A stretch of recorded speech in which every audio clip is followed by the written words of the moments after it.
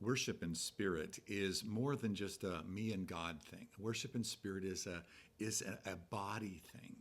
In Acts chapter 2, that's when the Spirit is poured out on the first Christians, and it's easy for us to kind of look at that and think, well, this is just the Spirit being poured out on each one of them, and that's an important thing, and that certainly is true. But there's something bigger going on. I want to read a couple of passages to you. Back in Solomon's temple, in the days of Solomon's temple, in 2 Chronicles chapter 7, it says that when Solomon had finished praying, they're dedicating the temple, fire came down from heaven and consumed the burnt offerings and sacrifices, and the glory of the Lord filled the temple. The priests could not enter the temple because the glory of the Lord that filled it.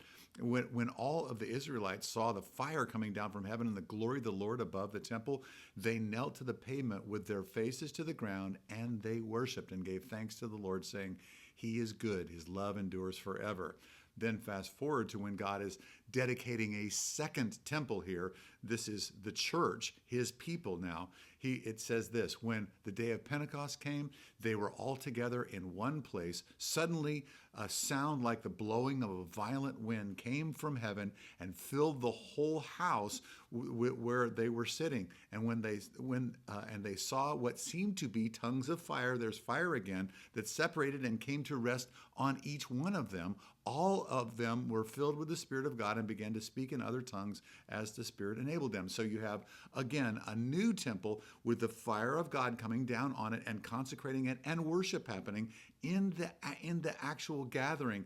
And then here's how Paul's conclusion of that, when he's trying to help people understand it. This is a sober thing for the Corinthians, who are just treating being together like it's really no big deal. He says, don't you know that you yourselves are God's temple, and that temple and that God's Spirit dwells in your midst?